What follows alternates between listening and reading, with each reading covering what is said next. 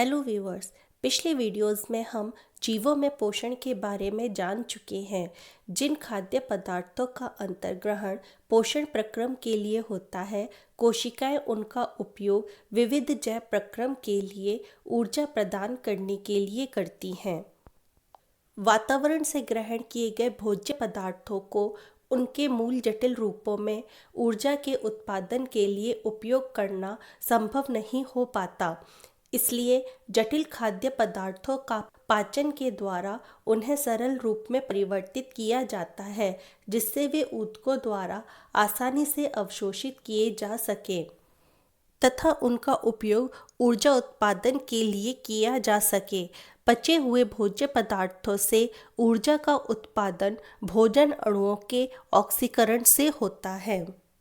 कुछ जीव ऑक्सीजन का उपभोग ग्लूकोज को पूर्णतः कार्बन डाइऑक्साइड तथा जल में विखंडित करने के लिए करते हैं, जबकि कुछ अन्य जीव दूसरे पथ का उपयोग करते हैं जिनमें ऑक्सीजन का उपयोग नहीं होता। ऑक्सीजन की उपस्थिति के आधार पर श्वसन को दो भागों में बांटा जा सकता है, वायवीय श्वसन और अवायवीय श्वसन। वायवीय श्वसन ग्लूकोज विखंडन की वह क्रिया जो ऑक्सीजन की उपस्थिति में होती है, उसे वायवीय श्वसन कहते हैं। अवायवीय श्वसन ग्लूकोज विखंडन की वह प्रक्रिया जो ऑक्सीजन की अनुपस्थिति में होती है, अवायवीय श्वसन कहलाता है। आइए अवायवीय श्वसन और वायवीय श्वसन में अंतर देखते हैं। अवायवीय श्वसन में 2 कार्बन अणु वाला एटीपी ऊर्जा उत्पन्न होती है, जबकि वायवीय श्वसन में 3 कार्बन अणु वाला एटीपी ऊर्जा उत्पन्न होती है। अवायवीय श्वसन कोशिका द्रव्य में, जबकि वायवीय श्वसन माइटोकॉन्ड्रिया में होता है। अवायवीय श्वसन निम्न वर्गीय जीव जैसे ईस्ट कोशिकाओं में होता है, जबकि वायवीय श्वसन उच्च वर्गीय जीवों में पाया जाता है। अवायवीय श्वसन ऑक्सीजन की अनुपस्थिति में होता है, जबकि वायवीय श्वसन ऑक्सीजन की उपस्थिति में होता है। अवायवीय श्वसन में ऊर्जा के साथ इथेनॉल और कार्बन डाइऑक्साइड मुक्त होती है, जबकि वायवीय श्वसन में ऊर्जा के साथ कार्बन डाइऑक्साइड और जल मुक्त होता है। इन सभी अवस्थाओं में पहला चरण ग्लूकोज, जो कि 6 कार्बन वाला अणु है, वह 3 कार्बन वाले पाइरूवेट में विखंडित हो जाता है। यह प्रक्रम कोशिका द्रव्य में होता है। आइए अब देखते हैं कि विभिन्न जैव प्रक्रमों के लिए ऊर्जा किस प्रकार प्राप्त की जाती है। कोशिकाएं विभिन्न जैव प्रक्रमों के लिए ऊर्जा कोशिकीय श्वसन के दौरान भिन्न भिन्न जीवों में ऑक्सीजन की उपस्थिति, अनुपस्थिति और अभाव के आधार पर विभिन्न विधियों द्वारा प्राप्त करती हैं। श्वसन की वह प्रक्रिया जो कोशिका के अंदर होती है, कोशिकीय श्वसन कहलाती है। इस प्रक्रिया में एक रासायनिक प्रतिक्रिया होती है, जिसमें जीवों द्वारा प्राप्त पोषक तत्वों से जैव रासायनिक ऊर्जा प्राप्त की जाती है। इस प्रक्रिया में कार्बोहाइड्रेट, जो भोजन से प्राप्त होता है, का ऑक्सीकरण होता है, जिससे ऊर्जा प्राप्त होती है। इस प्राप्त ऊर्जा का उपयोग विभिन्न जैव प्रक्रमों को संपन्न करने में होता है। आइए ऑक्सीजन की उपस्थिति के आधार पर विभिन्न जैव प्रक्रमों के लिए ऊर्जा कैसे प्राप्त होती है जानते हैं। ऑक्सीजन की अनुपस्थिति में 3 कार्बन वाला पाइरूवेट इथेनॉल तथा कार्बन डाइऑक्साइड में परिवर्तित हो जाता है।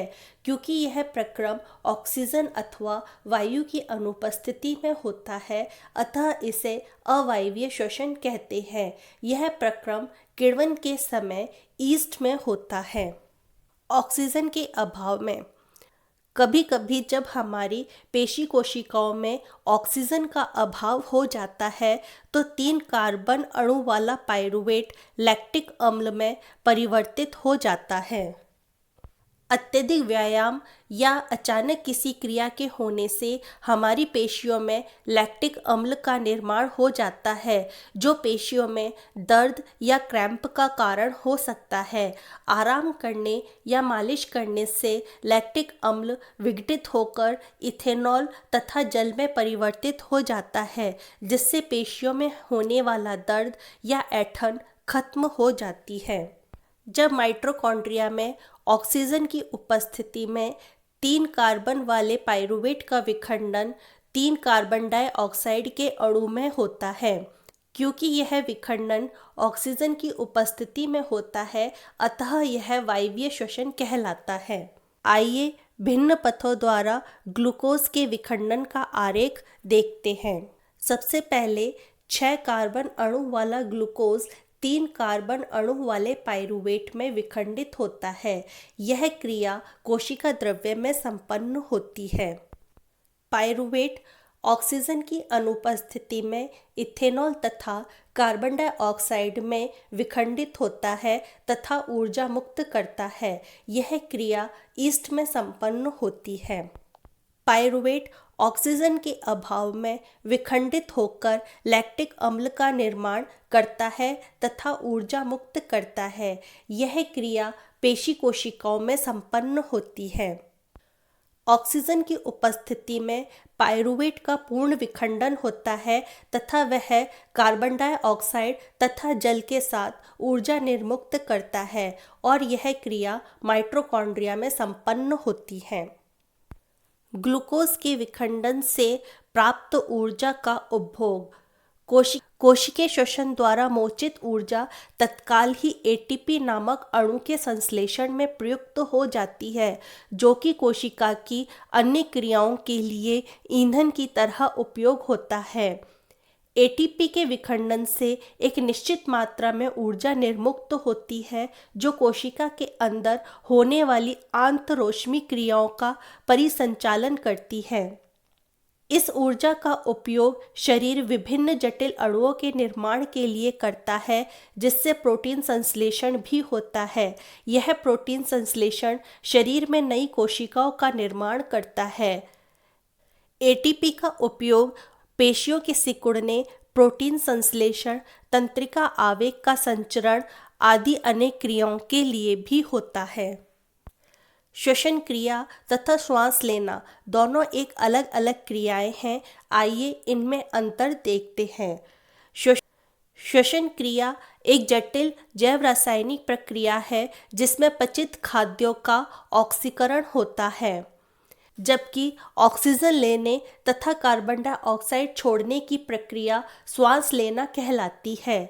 श्वसन क्रिया माइटोकॉन्ड्रिया में संपन्न होती है, जबकि श्वास लेने की प्रक्रिया फेफड़ों में होती है।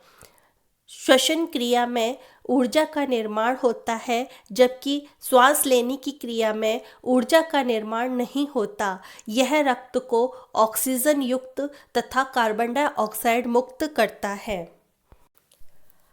विभिन्न जीवों में श्वसन के बारे में जानते हैं। पौधों में श्वसन। पौधों में गैसों का आदान प्रदान रंध्र छिद्र के द्वारा होता है और अंतरकोशिकीय अवकाश यह सुनिश्चित करते हैं कि सभी कोशिकाएं वायु के संपर्क में हों। यहाँ कार्बन डाइऑक्साइड तथा ऑक्सीजन का आदान प्रदान विसरण द्वारा होता है। कोशिकाओं की झिल्ली द्वारा गैसों का आदान प्रदान विसरण कहलाता है तथा यह पर्यावरण अवस्थाओं तथा पौधों की आवश्यकताओं पर निर्भर होता है। पौधे रात्रि में श्वसन करते हैं। जब कोई प्रकाश संश्लेषण की क्रिया नहीं हो रही होती, तब पौधे कार्बन डाइऑक्साइड का निष्कासन करते हैं और ऑक्सीजन ग्रहण करते हैं तथा श्वसन के दौरान निकली कार्बन डाइऑक्साइड प्रकाश संश्लेषण में उपयोग हो जाती है। अतः इस प्रक्रिया में कार्बन डाइऑक्साइड नहीं निकलती है, जबकि इसमें ऑक्सीजन निर्मुक्त होती है। जंतुओं में श्वसन। जो जीव जल में रहते हैं वह श्वसन के लिए जल में विलय ऑक्सीजन का उपयोग करते हैं। क्योंकि जल में विलय ऑक्सीजन की मात्रा वायु में ऑक्सीजन की मात्रा की तुलना में बहुत कम होती है, इसलिए जलीय जीवों की श्वसन दर स्थलीय जीवों की अपेक्षा अधिक होती है। मछली अपने मुंह के द्वारा जल लेती है तथा बलपूर्वक इसे क्लोम तक पहुंचाती है, जहां विलय ऑक्सीजन रुधिर ले लेता है। स्थलीय जीव श्वसन के लिए वायुमंडल की ऑक्सीजन का उपयोग करते हैं। विभिन्न जीवों में यह ऑक्सीजन विभिन्न अंगों द्वारा अवशोषित की जाती है।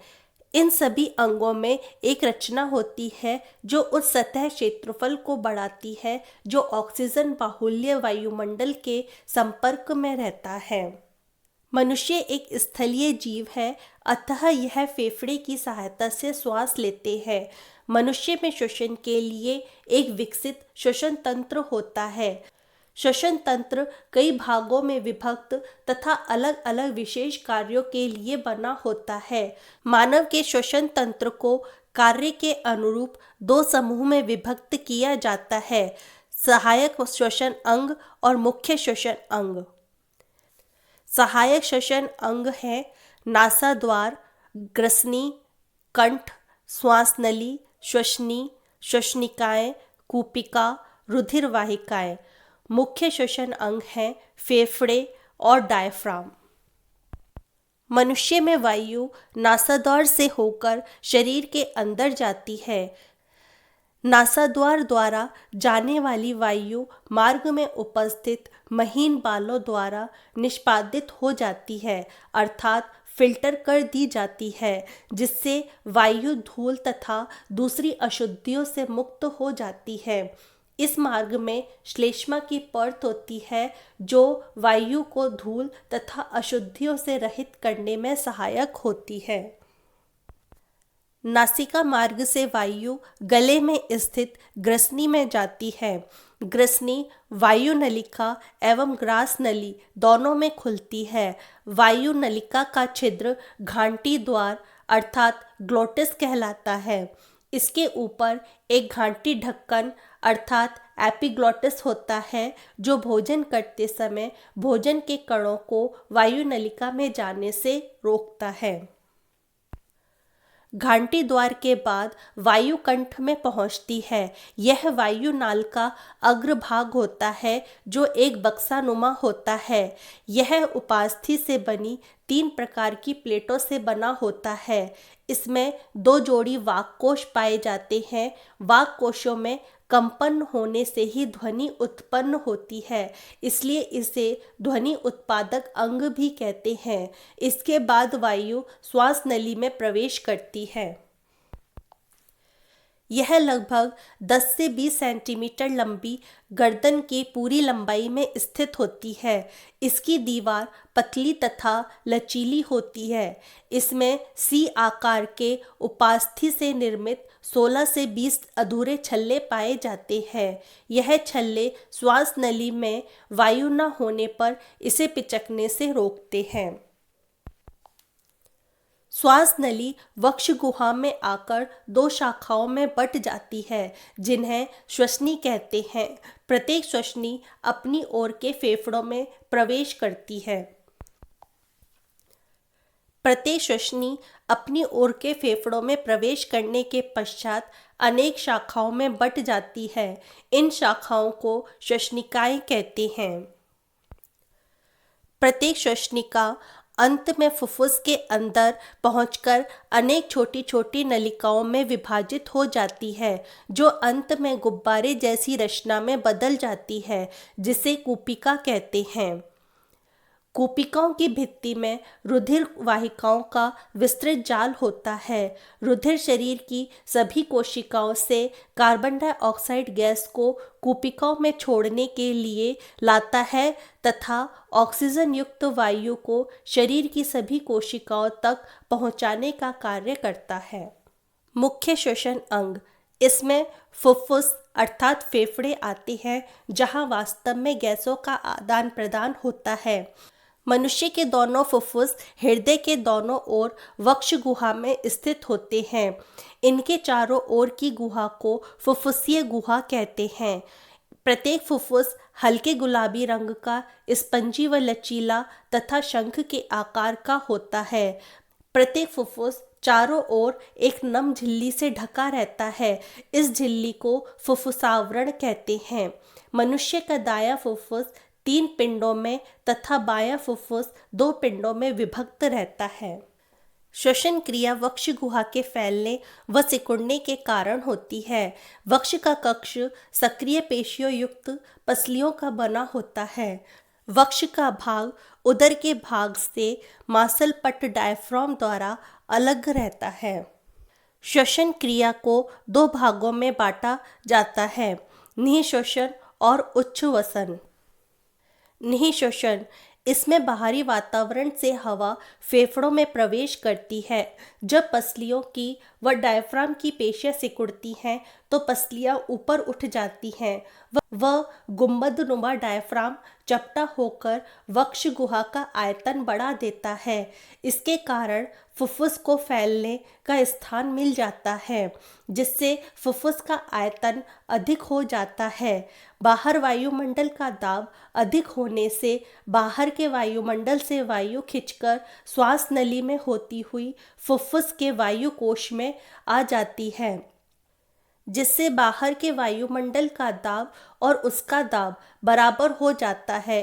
फुफ्फुस में आने से पूर्व वायु छन जाती है। वायु कोश में फैली हुई रक्त की नलियों में गैसों का आदान प्रदान हो जाता है। रक्त की नलियां वायु कोश में से आई हुई वायु से ऑक्सीजन ले लेती हैं तथा कार्बन डाइऑक्साइड वायु कोश में दे देती हैं। अब डायफ्राम की पेशियां व पसलियों की पेशियां पुनः अपनी स्थिति में आ जाती हैं, जिससे वक्ष गुहा पर दबाव बढ़ जाता है और फुफ्फुस का आयतन कम हो जाता है और दबाव बढ़ जाता है, जिसके फलस्वरूप फुफ्फुस के वायुकोश की वायु श्वास नली में होती हुई बाहर निकल जाती है।